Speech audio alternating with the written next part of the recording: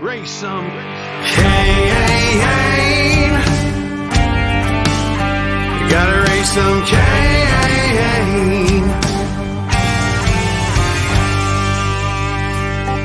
In the heartland where the faith runs strong,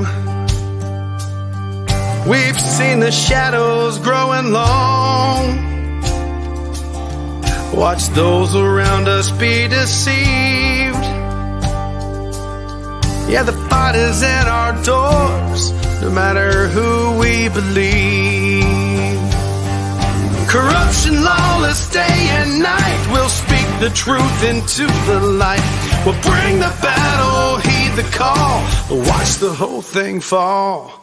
We gotta raise some Cain, show the lies, break some chains and make things right. Feel the power, be the change, time is now. We gotta raise some Cain.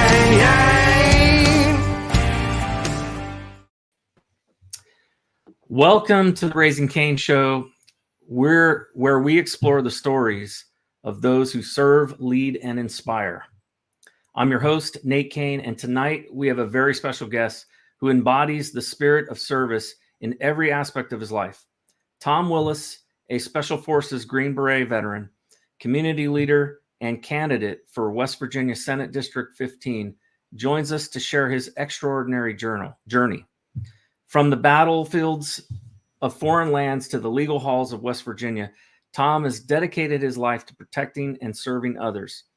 As a founding partner of Glenloch Legal, P.L.C., and a tireless advocate for military families, he brings a wealth of experience and a deep commitment to his community.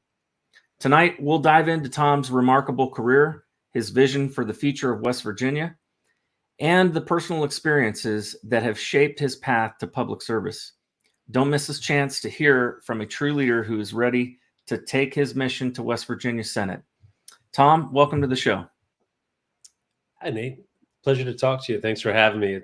I enjoyed getting to know you during the campaign trail last season, and I'm delighted to see your show taking off. And you having so much success. I've been really impressed with what you've been able to put together in a short period of time here.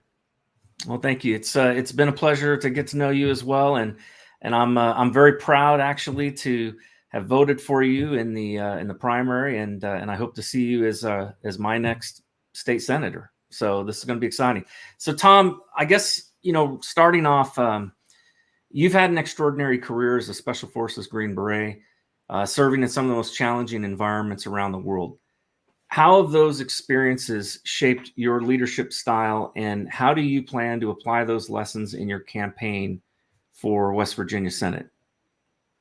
Well, it's a good question. I think there's some experiences from serving in the military, I think, that apply in leadership lessons in general. And I'll talk a little bit about those, and then I'll talk a little bit more specifically about how some of the experiences have affected how I approach legislation or how I approach government in general, based on my military experience. So, everyone knows the military is a great a cauldron for forming leaders, and we follow the be no do model, right? Be a person of character. You don't want to be the first one to show up, the last one to leave. Know your material, because your men and women that are following you expect you to be the subject matter expert, and then do, which means lead by example, and don't ask your troops to do anything that you're not willing to do yourself. So get your hands dirty, and you eat last. So those are sort of the general leadership principles I think translate to any environment, whether you're talking about becoming an influencer in the state legislature, or leading troops in the field. So those, Lord willing, those skills that I've learned over the past 24 years and still counting, I'm still in the National Guard. They'll serve me in the legislature. But the things that I've noticed a little bit more specifically, Nate, that I think have helped to form my political philosophy are that, I worked with a lot of militaries around the world. Because one of our jobs in Special Forces is to work by, with, and through foreign troops. And so typically, a rough generalization of our mission set main mission set. We have like several, but one is to go behind enemy lines, work with foreign nationals, coordinate them, and turn them into an effective fighting force. So 12 guys can multiply themselves into a battalion of troops using, the vehicle of the foreign troops that we're leading and helping to advise. So I've seen a lot of how militaries around the world work and other governments around the world work. And I've also seen, the different agencies inside the U.S. government, and the most effective militaries and the most effective agencies are the ones where the authority for decision making and the funding to support those decisions is pushed down to the lowest levels. And the more you can do that, the more you can give your leaders, your small group leaders that have boots on the ground, that have the most information, that need to make the decisions the quickest, the more you can push authority down to them and funding down to them to execute their decisions. And as long as you have good people, the people that you can trust, those are going to be the most effective organizations. And so how does that translate to the legislature? Well, I think that one example, for instance, would be choice, right? So you take education decisions, and the person at the lowest level that has the most vested, that has the most information, is the parent, right? So the state should be pushing the authority down to the parent to make the education decision for their child, and then also the funding to support that education decision. So that's just one, real world concrete example of how that lesson learned from the military translates to policy on the legislative side. So, my time in the military, I would say, was probably the most influential experience that I had in terms of, teaching me discipline, and also teaching me to be able to overcome, because, of course, that's the first thing they do, is they kind of tear you down and then build you back up. But you're forced to do things that you didn't think were capable, or you were capable of doing. And the next thing you find out is that oftentimes the thing that limits us the most is our own, it's our own mind. I, as a founding partner at Glenloch Legal, and as a community leader in the Eastern Panhandle, you've been deeply involved in both legal and a lot of our local matters here. What do you see as the biggest challenges facing our community? And it's our community, but what do you see really as the biggest challenges that we're facing, not just here in the Eastern Panhandle, but as a senator, you're going to be affecting things that happen all over the state. And how do you plan to address them if elected to West Virginia Senate? Gosh, that's a broad question, Nate. And there's no dearth of challenges that we face as a state. I think by most counts, we're ranked. West Virginia's ranked near the bottom in just about every category except road collisions with deer. I think we're number one in the country per capita for hitting deer with our cars. but we're, with the good categories, right? Education, business, climate, those sorts of things, we rank very low. And there's a lot of things we could talk about here where the constituents that I've talked to, that I know you've talked to as well.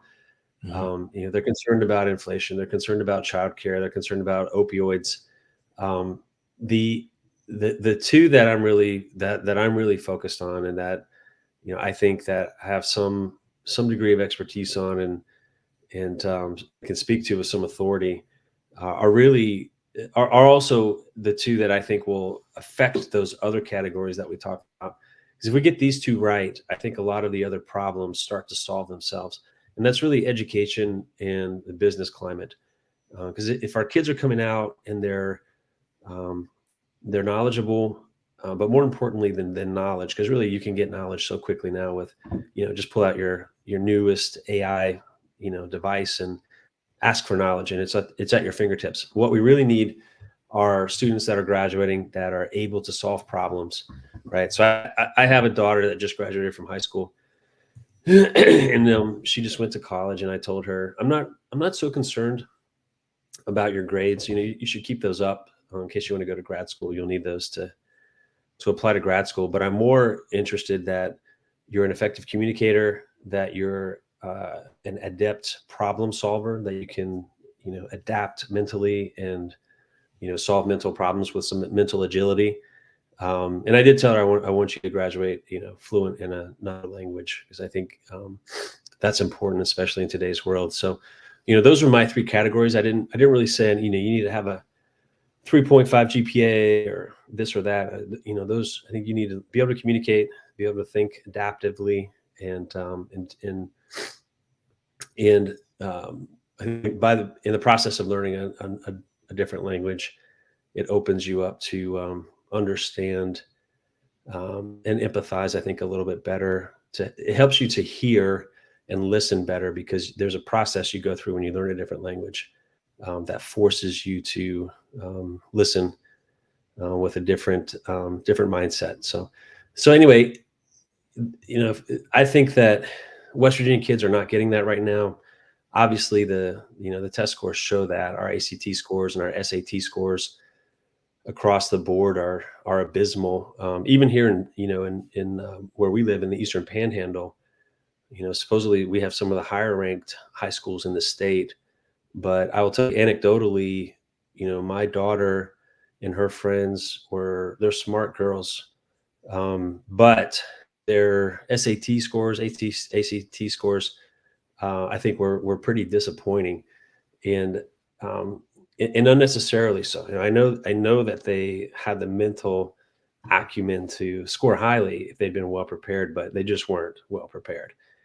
So go ahead. You bring up a very good point.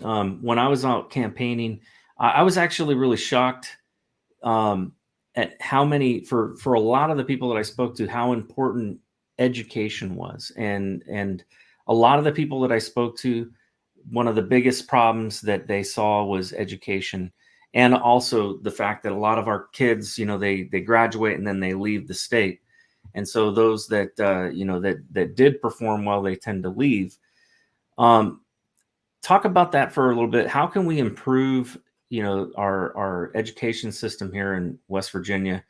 How can we make West Virginia be a place that instead of our kids leaving, they might actually want to stay?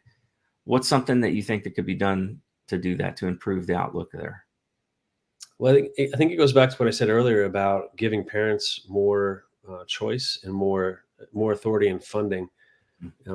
And by doing that, you automatically incorporate, some free market pressures into the education system. So if you have a school that's failing students and parents have the ability to choose an alternative that's better, they will.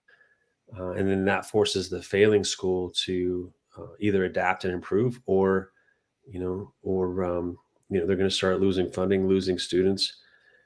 So I think the giving parents the authority and the funding is the ultimate cure. But there's still 70% of our kids, Nate, are in public schools in West Virginia. So 70% are in public schools, and there's some percentage of parents that either don't have the time, or perhaps they're just not as focused or motivated to aggressively monitor and implement their child's education. So we can't abandon those kids in the public schools. I think we need to make some reforms also. One thing I think is vitally important is to figure out a way to cut that cord between the national teachers unions and the state, the state schools, because that socialist propaganda at the national teachers union level is going straight into our classrooms, via the state teachers union. So I know you have some thoughts on that as well, but that's one reform I think we need to make for sure, is to cut that power of the national teachers unions and the effects that propaganda has on our students. Yeah. Well, part of that has been, I think, I've been told by many in our state legislature that West Virginia is a taker state, that we take more money from the federal government than we put into it. And I think that is something that has kind of stuck around since the days that West Virginia was primarily a Democrat, run state. And I think it's something that needs to change. because as long as we are beholden to the federal government, then they're going to have continued influence over our education system. A large portion of our budget, I know, goes to, or a large portion of our budget for our schools comes from the federal government. And there was an interesting study that I had looked at several years ago, but it showed all the states and how much money they spend on education and where they ranked. And there was absolutely, there was nothing to be gained by spending more money on education. In fact, one of the states that had one of the lowest budgets for education was Utah, and they had like one of the highest rankings. And so, and California, which had the highest amount of money that they spent on education, had one of the lowest rankings. So I think money is not necessarily the answer. I think the answer is, like you said, more choice, more opportunities. You can't, fit a square peg in a round hole. And every community that I've been in West Virginia is different. We have different regions, and in those regions, they have different things that are important to them, different jobs that are available to them when they get out of school. And, the trades jobs, there's a huge gap right now and a need for people to fill those jobs as these baby boomers are retiring. And so there's a lot of really good paying blue collar jobs that don't require a college degree, that I think, there needs to be more, assessment, if you will, on those types of opportunities for kids that maybe would like to go and be an electrician or be a plumber or be a HVAC, technician. What are your thoughts on that?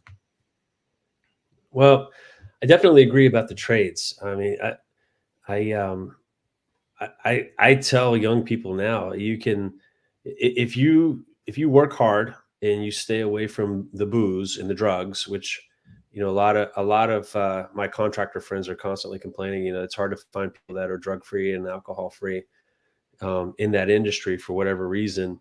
But if you're a young person and you come out, let's say you go to get a 6-month HVAC certification at your local technical high school or community college, and then you go work for somebody, you can do very well as far as your starting salary.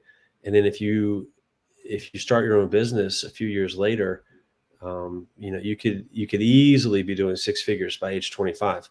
Easily, Mm-hmm. if you're working hard and making good decisions. And I know young people that are friends with my daughter who are doing that. One young man in particular I'm thinking of got a welding certification, and he bills out at $240 an hour as a welder, no college degree. Yep. He's doing very well. The other thing that I think would be interesting to explore, and I would like to get your thoughts on this, Nate, is there are different areas and different needs. I think, I think sometimes us as, people who think about these things regularly, we have ideas on solutions. I'm curious though, how the average family in West Virginia thinks about these things. And I think that part of what my job will be, if I should win the Senate, Lord willing, will be not just to make sure that these solutions are available, but also to impact the culture, right? Because at some level, we have a culture that says it's okay to score, 1,100 on an SAT, or 1,000 on an SAT, and graduate with a 2.5 GPA or whatever it is, and it's okay to be 48th in the nation, because we've been like that for decades, right? Really, I think we've been close to last in education since the 60s or 70s. And so we've tolerated it, right? It's like we're comfortable in our dirty diaper, and we feel we don't need to change. And I'd be interested to hear your thoughts on, how do we change that culture so that families expect more, from their kids with regards to education. Teachers expect more from their students. Just how do we impact that? That's a riddle I'm dealing with, and that's a challenge I know I'll have again, if should I be blessed to win, but I'd love to hear your thoughts on that too. Yeah. I look at it like this, that when you look at education today, especially higher education, and because kids have to go to school and graduate from high school, but they don't have to go to college. And so when I look at, how do we improve, the outlook, we're talking about really improving the outlook of kids who decide that they're going to go on from high school. In other words, they're planning on going into a career field that requires a college degree, and they have that mentality. But I see a bigger problem at the federal level with education, in particular with the funding of colleges through the Pell Grants and through the federally subsidized student loans. And one of the big issues that I see is that you've got, and it's not just true of education, but it's also true of the healthcare industry. And I want to ask you some questions about that in a minute. But healthcare and education are two of the most screwed up industries, in my opinion, in America. And why is that? Because they're two of the most constrained or socially engineered by our own government. You've got massive subsidies that go into our universities, but they're not even wise subsidies. And I'll give you one example. If I want to get a degree to go to, let's say I want to go to law school, and I'll use law school. I'll pick on you as a lawyer. When my daughter was in school, she wanted to be a lawyer, and she was telling me, Dad, I asked her, what do you want to do? And she goes, oh, I want to be a lawyer. And so I asked her, I said, all right, well, let's go look and see. Let's go to the Bureau of National Bureau of Statistics and Standards, and we went and looked at the data. And attorneys was one of the highest number of unemployed white collar professions. So I said, hey, let's rethink, $100,000, $200,000 of college debt before you go into that field. And so, and I looked at where the jobs were, what they thought, what the jobs were going to be in the future. And so to me, it seems that if the government is going to invest, they should do it wisely. They should be giving grants and, Pell Grants or, government subsidized loans only for those things that we actually need as a country. Those things that not giving some degree for women's studies, or, paying for a degree in basket weaving, or, something that good luck finding a job afterwards. And that's one of the problems, is that I feel like a lot of our students get saddled with debt because they get out and then they find out there are no marketable jobs for, there's no job market for them. So I think one of the things that we've got to do is we have to analyze the data, and we got to look at, okay, if somebody, if we don't have the jobs here in West Virginia, then they're going to leave West Virginia to go. So we've got to create, we've got to, and I agree with you on deregulating and making it easier for businesses to want to come to West Virginia, because that ultimately, I think, will, drive students into higher education and that sort of thing. But it's also, we got to create those higher education type jobs here. And there just aren't a lot. A lot of it is blue collar. A lot of it is coal mining and steel workers and things like that. And there's nothing wrong with those jobs. Those jobs are great jobs, but I think we've got to figure out how to better and more wisely spend the monies that we do have for education on helping to prepare people for the job market that's here in West Virginia, in order to be able to continue to bring people. But also we can expand our job market here.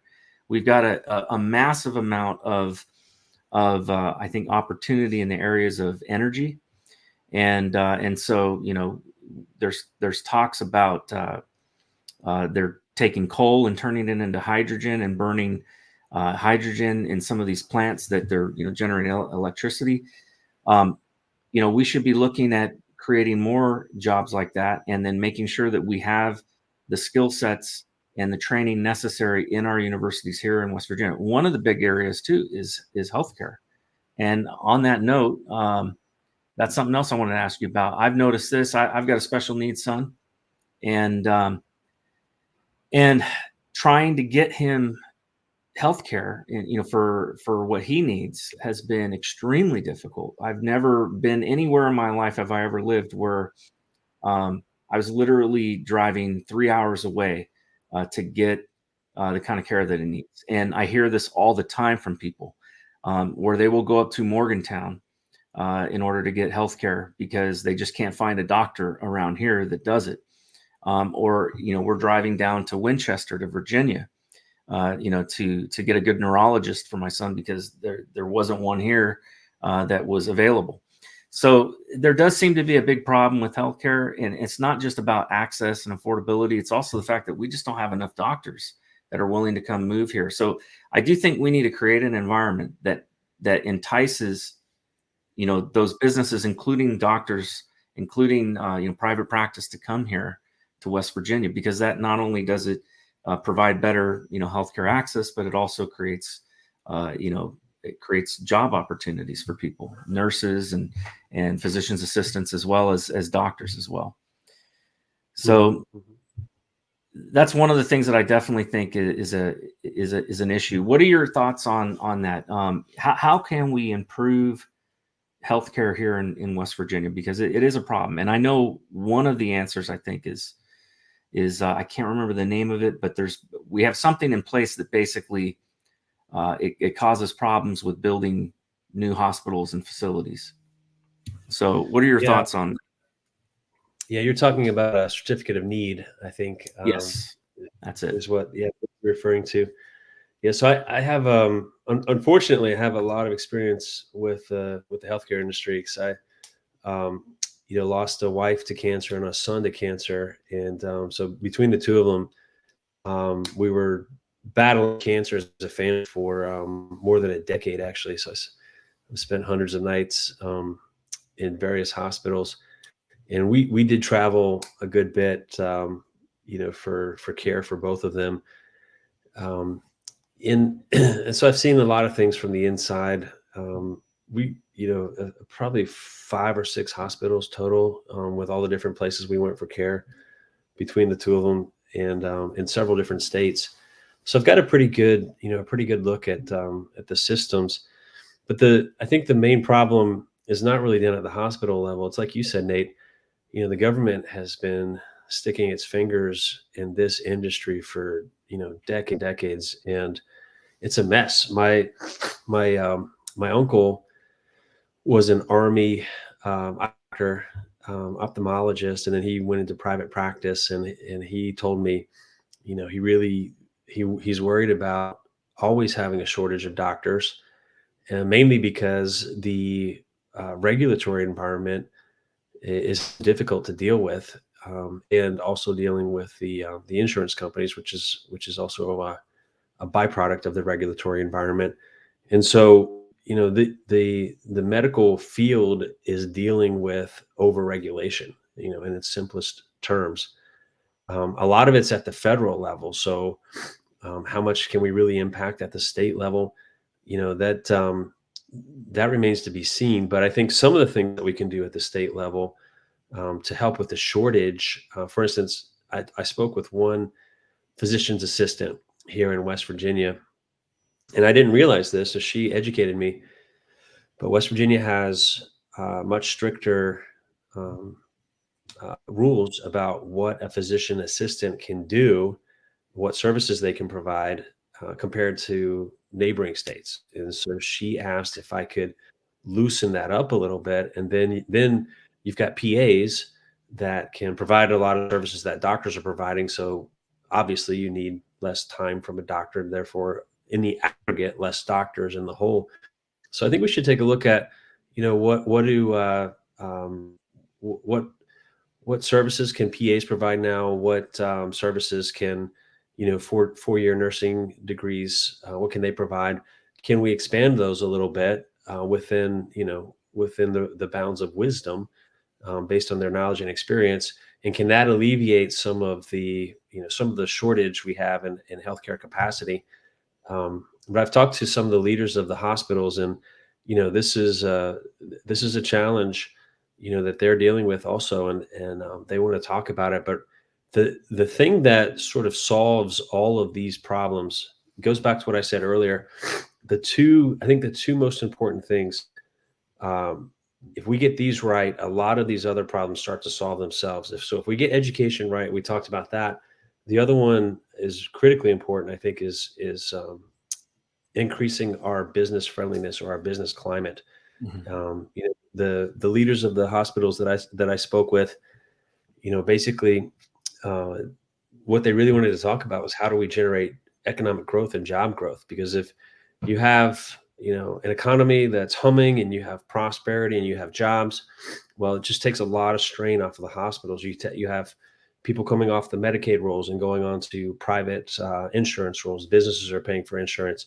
And so a lot of these problems start solving themselves. And so that's why, deregulating our business sector and making it a really attractive place to live and do business, that's really one of my passions and one of my main focuses. Because again, it solves de facto a lot of these other problems that we're talking about. Well, folks, we got to cut to a commercial break to give a word to our sponsors, but stay tuned. When we come back, we're going to delve into some more personal stories of yours and hear more about who you are as a person, and step away from policy for a minute. But we'll be right back after this break. Born in the coastal plains of South Texas, Smoking Gun Coffee is founded by combat veterans that know exactly what a cup of coffee needs to taste like. Run by father and son, each coffee bean is perfected, roasted at 500 degrees, and cooled with a Gulf Coast breeze. Smoking Gun Coffee hand makes and bags each ounce of coffee for maximum customer satisfaction. With every purchase, 10% goes back to organizations that help veterans and local communities. That's Texas made, one bag at a time. To find out more, go to www.smokingguncoffee.com. Welcome back to the Raising Cain Show. I'm here with my guest, Tom Willis, who is a candidate running for the West Virginia Senate. So, Tom, you mentioned right before we went to break, when we were talking about healthcare, about some of the deep personal losses that you've had to deal with, in particular, losing your wife and your son. And how did you get through that? If you don't mind opening up a little bit about that, but just sharing with our listeners about that experience and what that has. Those kinds of experiences change you. They say that when you go through those types of experiences, they either make or break you. And obviously, those experiences have strengthened you. And I think they've given you, they've built your character. But share with us how those types of experiences have affected your run for office, your outlook on life, maybe your priorities, if you wouldn't mind. Yeah, it's a good question. And I think that I probably only know part of the answer, because I think it's impossible to know, all the different ways going through things like that really change you. But I can at least talk about the ones that I'm aware of. I think your first question was, how did you make it through? And, the short answer is Jesus Christ. I think without faith, I don't know what I would have done. I think part of being a Christian is that you understand, there's no guarantee that we won't go through tough times. The only guarantee is that, the good Lord is with us as we go through them. And, I think going through, you mentioned it previously when you're talking about military service, when you go through military service, the military stretches you, and you learn that you can endure a lot more than, you think you can. And so I was used to going through, Special Forces training on the enlisted side, and then doing it again on the officer side. I was used to, some degree of suffering, really mostly, corporal or in the physical type suffering. This sort of suffering, watching your spouse and your son suffer and, pass. It's more of a, not a body suffering, but a soul or a spirit suffering. And I think there's only really, one source of strength in those areas. And that's, again, my faith in Christ. I did see a lot of families, at the different hospitals we were going to. You would, bump into people in the lobby or in the kitchen on the hospital wings where we're staying overnight, and you'd see how different people would deal with it. And even some of my, extended family members, it was my wife, but, somebody's daughter, right? My son, but somebody's grandson. And so you see how different people deal with these sorts of stresses. And I think the ones that had a faith and a, relationship with Christ that could carry them through, fared a lot better than the ones that I saw that didn't have that. That was certainly true for me. But even with that, it was extremely trying, obviously, and extremely painful, many times. But it has forged, I think, an empathy in me that helps me to connect with people that are suffering a lot better. And I'll just give you a quick story about that. So we were on the campaign trail a couple of months ago, and we finished a speech over in Hampshire County, actually. And so we went by the local Sheetz gas station and walked in, and then this some of my staff had a Tom Willis for West Virginia Senate button on their shirt, and so there was this lady working behind the register, and she said, "Oh, is he here? I want to talk to him." And so they said, "Yeah, he's right over there." So she came around the counter, and she really she was upset, and she wanted to kind of give me a piece of it. And I didn't really know why she was upset, but well, come to find out, she had lost a son recently, and she was upset because she felt like the government didn't have enough support systems in place for people like her that were losing someone or grieving, and so her kids had gone through some bullying in school, and she was angry about that too. So I listened to her, and but when I told her that I'd also lost a son, then the whole course of the conversation changed, and we were able to connect at a deep level. And I listened to her, I made her feel like she was listened to, and really she wasn't really asking for a government service.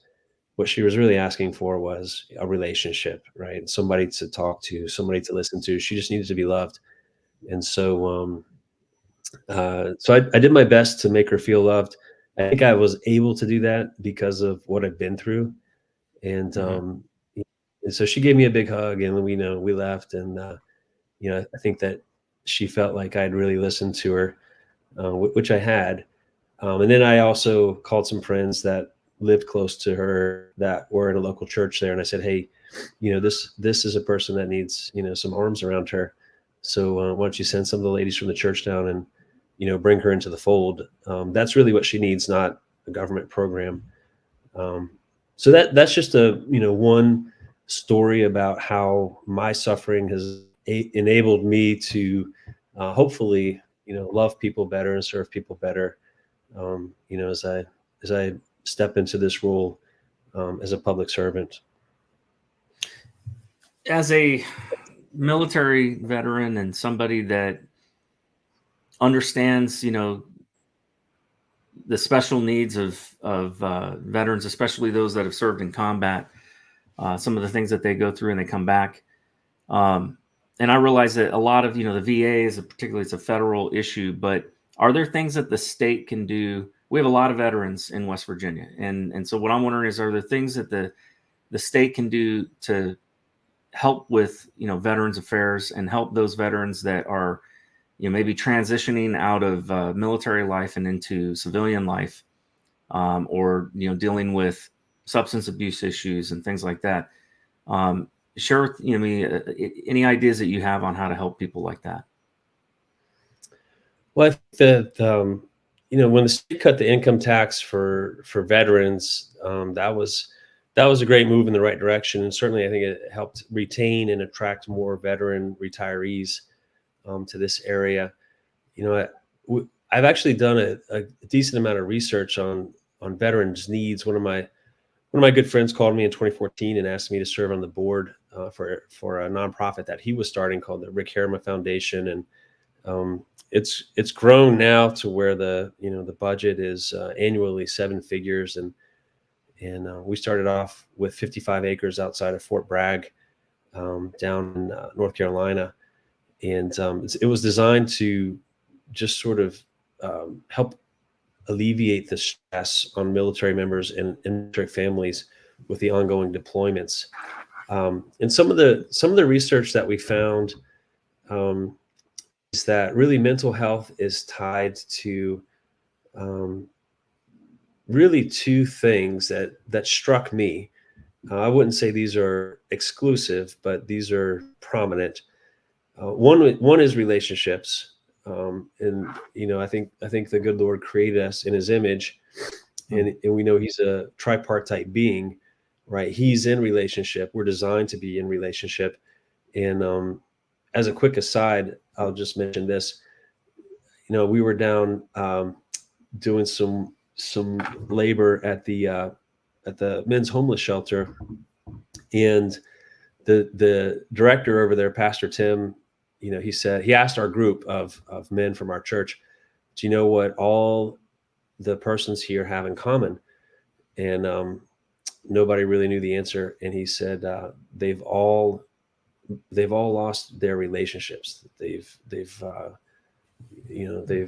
lost their relationships. They maybe burned through their relationships, but it was a fascinating observation to me, but it's also very consistent with the research that we found when we were looking at what kinds of programs we wanted to implement for the soldiers at our nonprofit.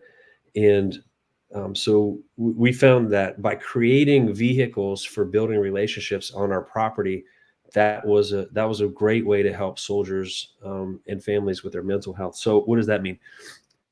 Walking trails. We found that in our research that, just the act of going through, you don't have to go on a 7-day vacation to Disney, but just going on frequent walks together actually was a great way to strengthen relationships and strengthen mental health and to take stress out. Things like providing a space for coffees or providing a space for meeting rooms for people to get together and talk and share. So that was relationships. The other area that was really interesting was just the creative process. Again, we're created in the image of God. God is a creator. And I think when we create, for instance, a couple months ago, Raising Cain podcast show didn't exist.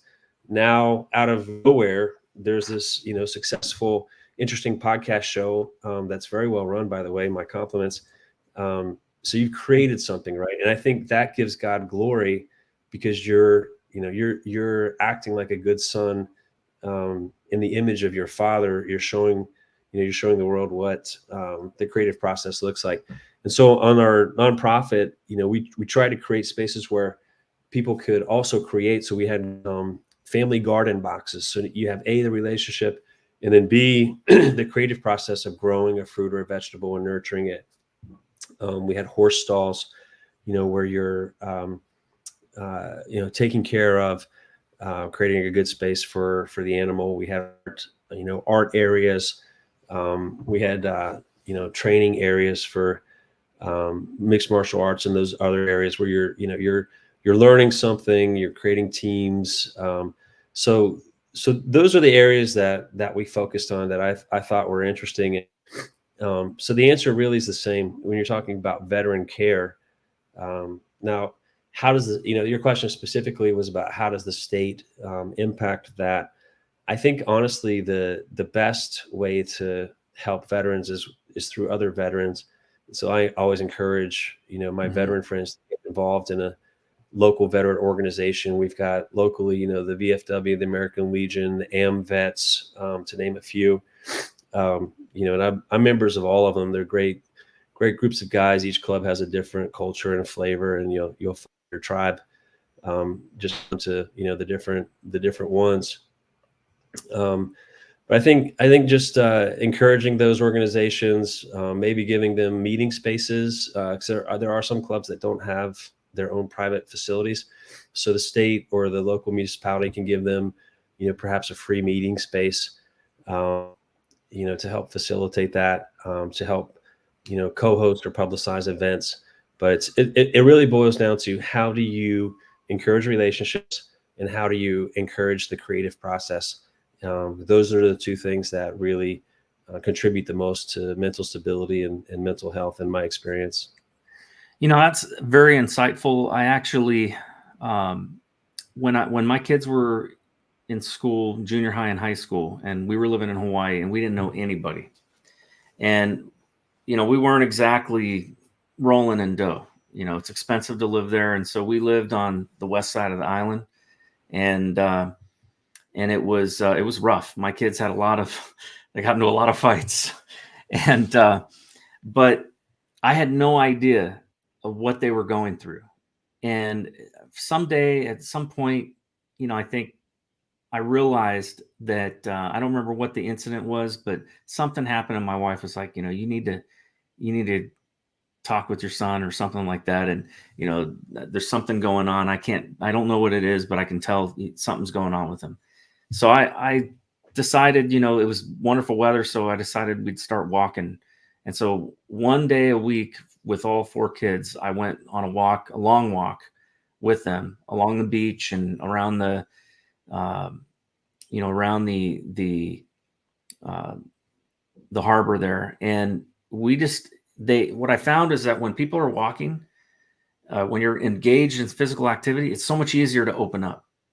And all of a sudden, my kids started opening up, and they started telling me about all these horrible things that were going on in their schools and their lives and the stresses that they were having. I had no idea just how much stress and anxiety my kids were dealing with until I started doing that with them. And it was a very powerful tool that really, I think, solidified my relationship with them, but also helped them to be able to get out, what was eating them up on the inside.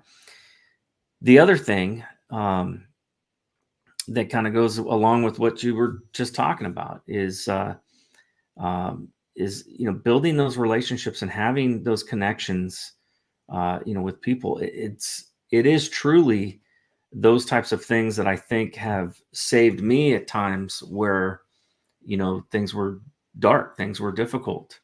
It was those relationships with other people that kind of pulled me out of the darkness, and I think that's very important. And I don't think there's a whole lot of focus, quite honestly, on that. I don't think there's enough focus on that. Again, I think the tendency is to try to just throw money at the problem, or give people pills, for psychological issues that, quite honestly, were never meant to be medicated for, years on edge, right? Mm-hmm. When these people could actually get the help that they need by, building those relationships with other people, to help them, get through these things. I think loneliness is a huge factor, especially after COVID. I think loneliness was a massive epidemic across the country because of how isolated people were from each other, and then wearing masks and not even being able to see, the body language of somebody else, I think also had a psychological impact on a lot of people. But those are very, very good points. I'm glad to hear that you guys are doing that. I think it's a very good thing. One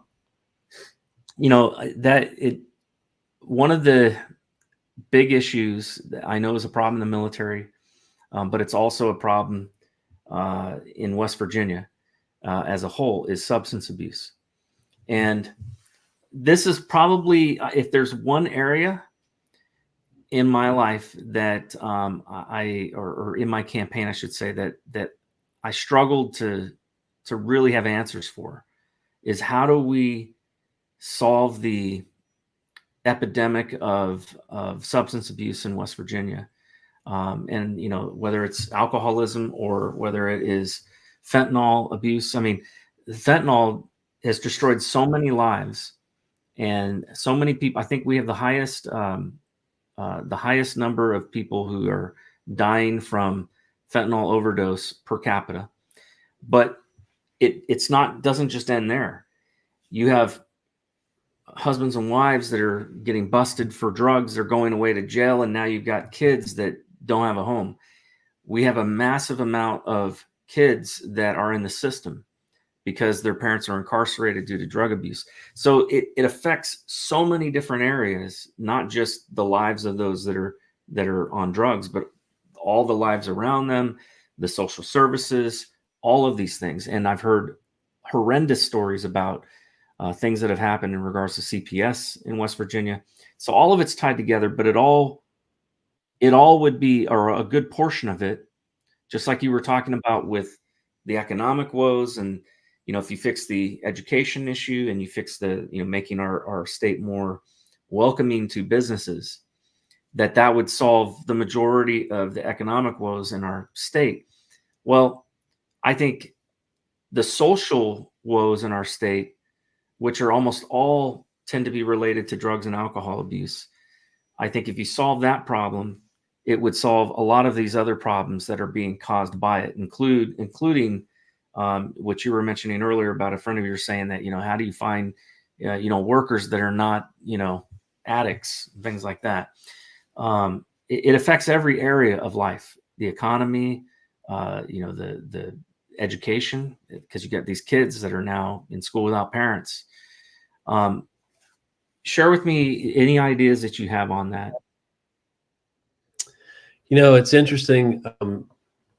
Your listeners may not know that I ran for office the first time in 2018. In let's just be honest here, Nate. I could give you sort of a canned political, campaign response, but the truth of the matter is this question was being asked well before that campaign run in 2018. It's been asked every campaign since then. We're still asking the same question. And, the typical response is to throw out a couple platitudes. But the truth of the matter is I don't think anybody really knows the full comprehensive answer here. Yeah. First of all, it's a whole of society answer, right? It's not solely a cultural problem. Part of the solution has to come from the church, I think. Part of the solution has to come from, within the family itself, and the culture inside the family. Part of it has to come from just good old-fashioned personal responsibility. There is a role for good government policy, and we go back to the essential role of government. What does government exist for? Well, to incentivize good behavior and disincentivize evil behavior. And that's what Isaiah tells us, God instituted the government for. So, all of these things have to roll into it. And it's not a one paragraph answer. It's more like an 8-page answer where you have, there's new technologies. There's this new technology coming out of Kentucky now to treat addicts, to remove the addiction symptoms. So there's some promising things going on, but really, it's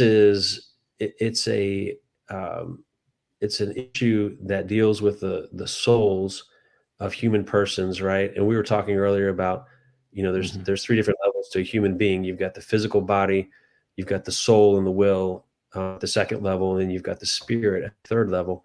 And I can tell you for sure that going through Special Forces training multiple times, and there's a point at which the body quits and your soul will kicks in and forces it to keep going, and then that quits, and then your spirit kicks in and forces you to keep going. And so when someone says, this person has guts, that's what they're talking about.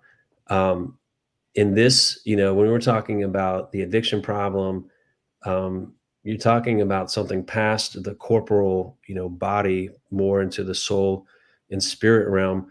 And, that's an area where governments don't typically do very well. That's the realm of the church. That's the realm of, the person, the family, the culture. And I think a large part of it boils down to hope. Does the person have hope? And if they don't have hope, then they start to die inside. And you've got huge addiction problems in a lot of these depressed counties and cities around, or towns around West Virginia, mainly because they've lost hope. And again, I think, from the government perspective, the best thing we can do is have good policies. When you're talking about childcare, when you're talking about criminal law, when you're talking about, how do we deal with dealers? How do we deal with recovery? Faith-based recovery programs show a lot better success rate at preventing recidivism than non-faith-based programs. Just general wisdom across the board. But again, if we can improve the prospects, the economic prospects from the government side, I think that's the best thing we can do. But the church, I think, also needs to get more engaged in this process to be a part of the solution for this particular problem. Again, because it's deeper, it's at the soul level, spirit level, and that's typically not where the government has expertise. Mm-hmm. I appreciate your honesty. The reason I asked the question is because honestly, I got asked that question so many times on the campaign trail, and I had the same answer that you had. Yeah. It's not. There's no really good answer for it, because it is not I agree with you. I don't think that it is an answer that government has the solution for. Otherwise, we would have solved the drug war a long time ago.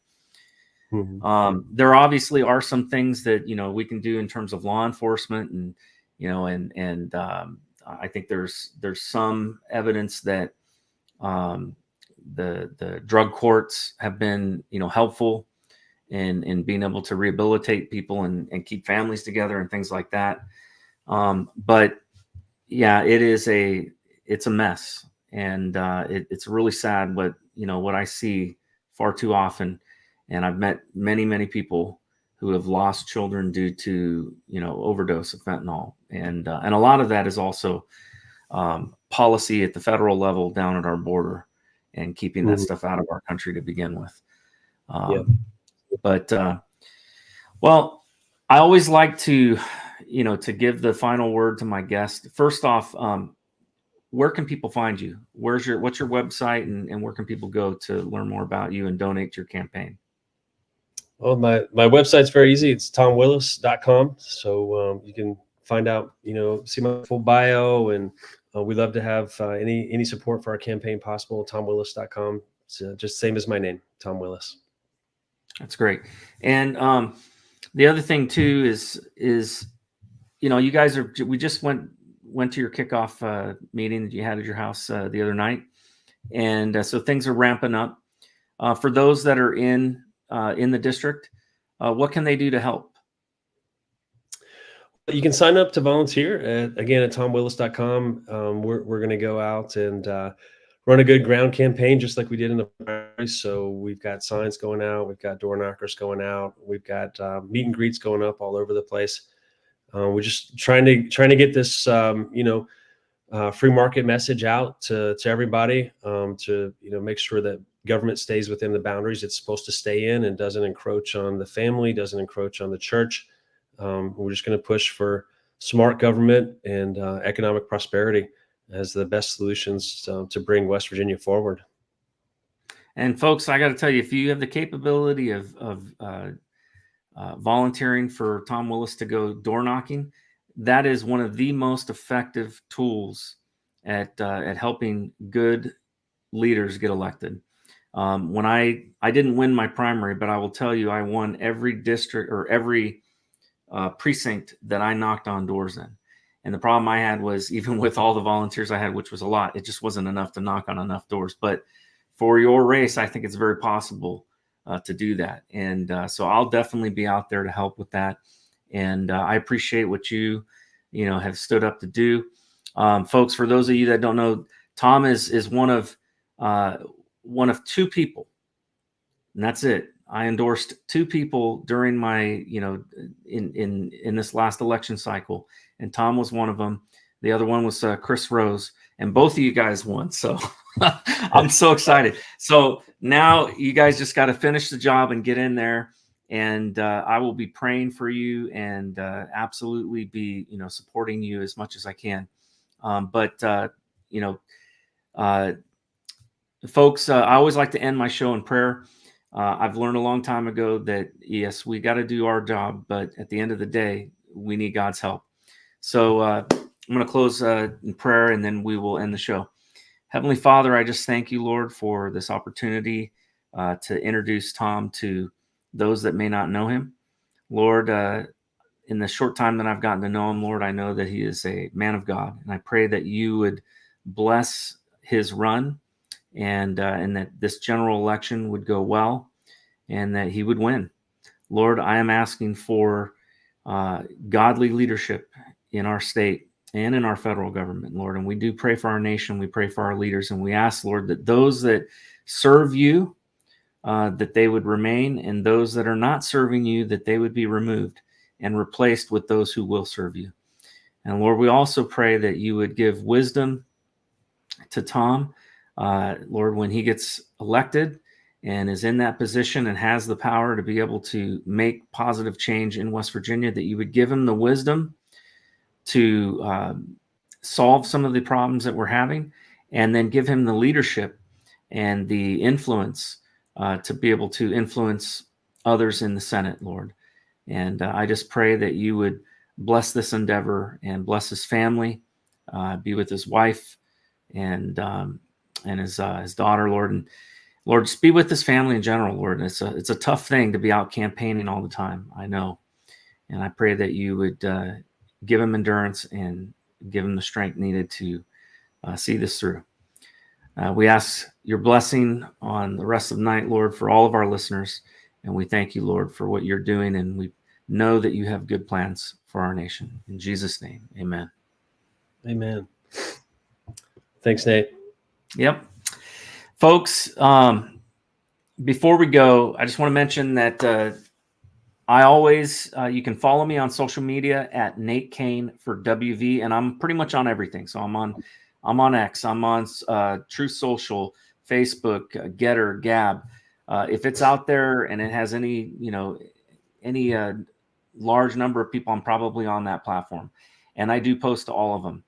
And you can also catch all of the other shows that I'm doing, because I have this show on Tuesday night, but also on Thursday and Saturday. And then I also have a couple of other shows that I do as well, where I'm a guest host on. And you can find all of those shows on theraisingcainshow.com. So until next time, God bless you, and God bless America. Raise some Cain. You gotta raise some Cain.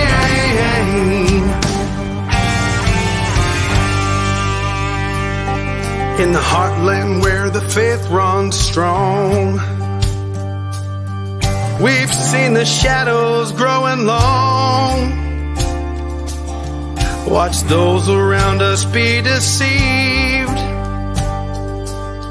Yeah, the fight is at our doors, no matter who we believe. Corruption, lawless day and night, we'll speak the truth into the light. We'll bring the battle, heed the call, watch the whole thing fall. We gotta raise some Cain, show the lies, break some chains and make things right. Feel the power, be the change, time is now. We gotta raise some Cain.